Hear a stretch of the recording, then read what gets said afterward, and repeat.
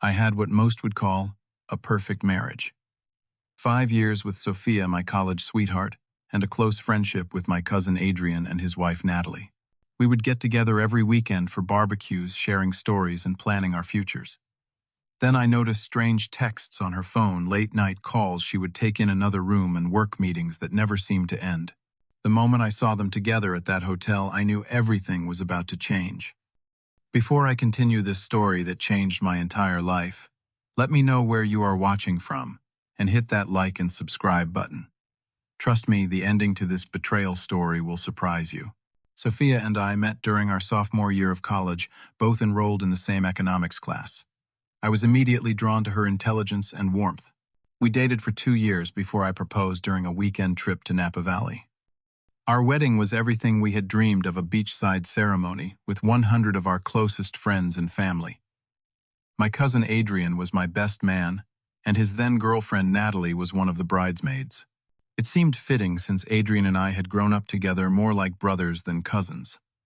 After graduation, I secured a position as a software engineer at a growing tech company while Sophia built her career in marketing.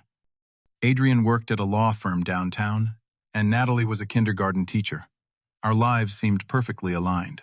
We bought houses just 20 minutes from each other, and quickly established a routine of Sunday dinners and holiday celebrations together. For our 4th anniversary, the 4 of us rented a lakeside cabin for a long weekend. We spent days hiking through pine forests and evenings playing board games by the fireplace.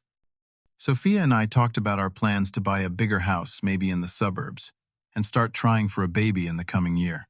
I remember the way she squeezed my hand when we discussed our future children, her eyes shining with anticipation. Our weekly barbecues became a sacred tradition. Adrian would bring his famous homemade beer, and Sophia would prepare her special marinade for the steaks. Natalie always arrived with some new dessert recipe she was experimenting with.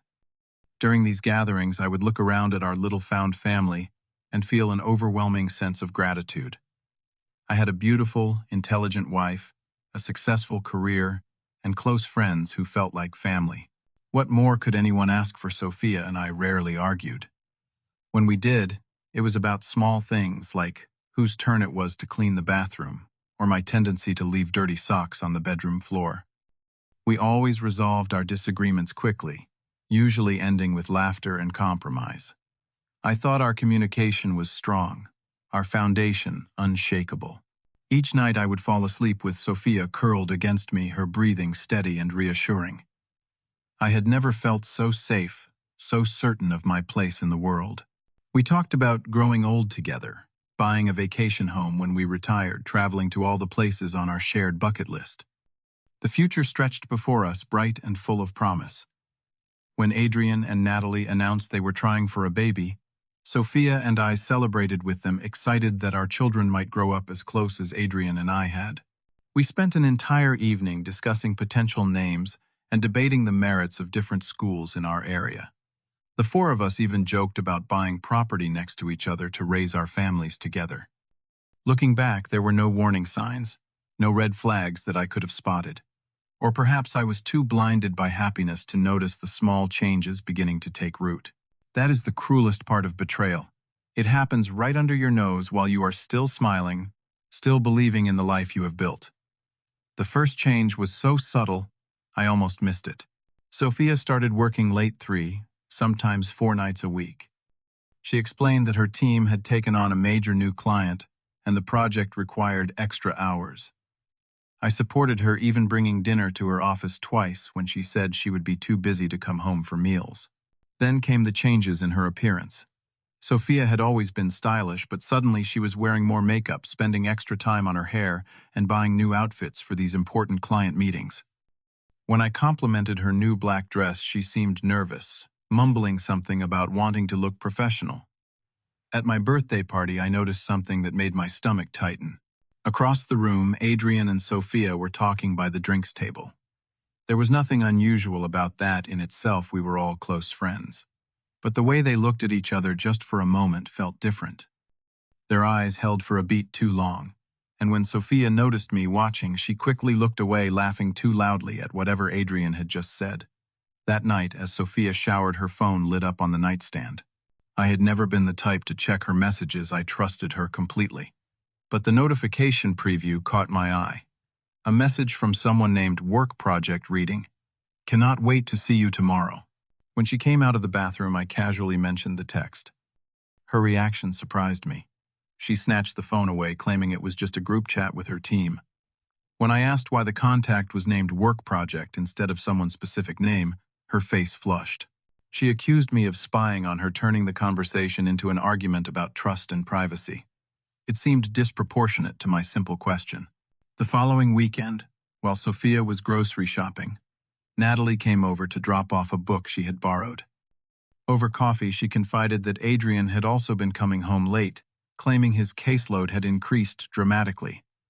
He had been distracted, checking his phone constantly and growing irritable when she asked about his day. A knot began to form in my chest, but I pushed the thought away. Adrian was my cousin, practically my brother. Sophia was my wife, my partner, my best friend. The idea that they might be hiding something was unthinkable. I told Natalie she was overthinking things, that our spouses were just stressed with work. Even as I reassured her, I felt the first tendrils of doubt taking hold in my mind. That night, I lay awake long after Sophia had fallen asleep, replaying moments from recent weeks in my head. The late nights, the secretive phone calls, the way she had started keeping her phone face down, the fact that she now took her phone with her, even for short trips to the bathroom. Each detail on its own meant nothing, but together they formed a pattern I did not want to recognize. I told myself I was being paranoid, that my conversation with Natalie had planted seeds of doubt where none should exist, that my wife and my cousin would never betray me in that way. I eventually drifted into an uneasy sleep, trying to ignore the voice in my head, whispering that something was very wrong. The hotel receipt fell out of Sophia's coat pocket while I was hanging it in the closet. A Thursday afternoon check-in at the Grand Hotel downtown just 3 weeks ago. She had told me she was at a marketing conference that day. My hands trembled as I stared at the paper, trying to find an innocent explanation. That night, while Sophia was in the shower, I did something I never thought I would do. I checked her phone. The passcode had recently changed from our anniversary date to something I did not recognize. This small detail hit me harder than I expected. When had she changed it? Why? The next morning, I installed a GPS tracker on our car. It felt wrong, invasive, but I needed to know the truth. For 2 weeks, I watched as the dot on my phone screen showed Sophia's car regularly stopping near Adrian's office building during her supposed lunch breaks. Never directly in front, always a block or two away at small cafes or in parking structures. Natalie and I met for coffee away from our regular spots where we might run into people we knew. She had found receipts for expensive dinners on nights. Adrian claimed to be working late. Noticed new cologne he never wore around her, discovered hotel loyalty program emails in his inbox. As we compared notes, the picture became painfully clear. I confronted Sophia that evening. The argument was explosive. I asked about the hotel receipt, the changed phone password, the lunches near Adrian's office. She called me controlling, said I was suffocating her with my suspicion.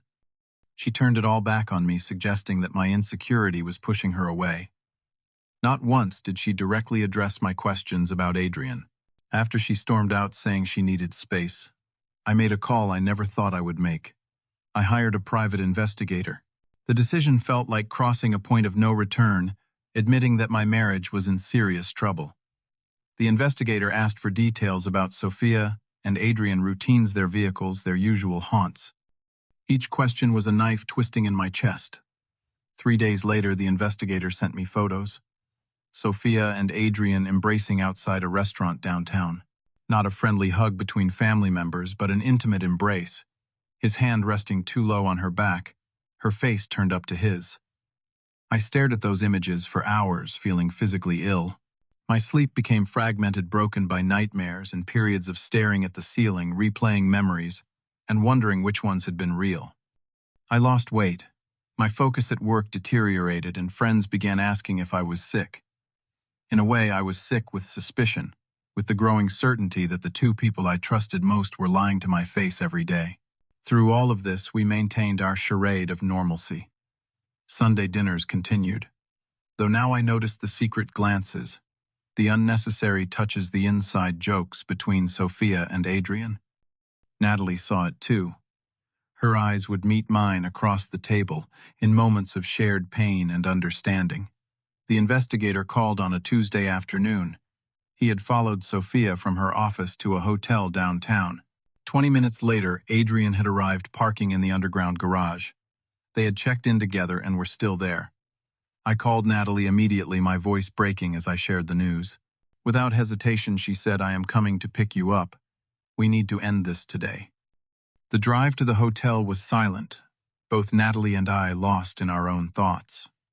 The private investigator met us in the lobby, confirmed the room number, and offered to accompany us. We declined. This was something we needed to do ourselves. My hand shook as I knocked on the door of room 324. There was shuffling inside, whispered voices, then silence. I knocked again, harder. When Adrian's voice called out, "Who is it?" I felt Natalie tense beside me. I did not answer. After a moment, the door opened a crack, and I saw my cousin's face transform from annoyance to shock. "What are you doing here?" he stammered, trying to block the doorway with his body. Behind him, I heard Sophia's voice asking who it was. I pushed past Adrian into the room, Natalie following close behind. Sophia sat on the rumpled bed, clutching the sheets to her chest, her face pale with shock. The scene is burned into my memory, every detail painfully clear. The champagne bottle in an ice bucket. Their clothes scattered across the floor. The look of guilt that flashed across their faces, before it hardened into something else. Defiance, perhaps, or relief that the secret was finally out. What followed was uglier than I could have imagined. Instead of apologies, we got justifications. Sophia claimed she and Adrian had connected on a deeper level, that they understood each other in ways Natalie and I never could. Adrian said their relationship had developed naturally, that they had tried to fight their feelings but could not. Neither seemed genuinely sorry for the pain they had caused, only that they had been caught. The most shocking revelation came when Adrian, perhaps trying to minimize their betrayal, let slip that this had been going on for 8 months. 8 months of lies, of playing happy families while secretly destroying everything we had built. 8 months, during which Sophia and I had still been discussing having children. That night I packed a suitcase while Sophia alternated between tearful pleas for forgiveness and angry accusations that I had never truly appreciated her. She claimed I worked too much, that I had been emotionally absent. When I asked why she had not simply talked to me about these issues or suggested counseling, she had no answer. I moved in with my friend Jack, temporarily sleeping on his couch, while I tried to process what had happened. Sophia called, constantly leaving voicemails that ranged from apologetic to manipulative. Adrian tried to reach out once I blocked his number immediately. The family fallout was extensive. My parents were devastated, not just for me but for the fracture in the extended family. Adrian's parents, my aunt and uncle, called to express their shock and disappointment in their son. Friends took sides, though most rallied around Natalie and me. Through it all, Natalie became my unexpected support system. We talked daily, comparing notes on divorce attorneys and sharing our struggles with mutual friends who kept asking uncomfortable questions. In our shared pain, we found a understanding that no one else could offer. I hired the best divorce attorney in the city, determined to protect myself after being so thoroughly betrayed. The evidence collected by the private investigator proved invaluable. Sophia attempted to claim half of everything, including my inheritance from my grandparents, but her infidelity and the documented timeline worked against her. Throughout the proceedings, I maintained my composure, refusing to engage in the mudslinging that Sophia and her attorney attempted.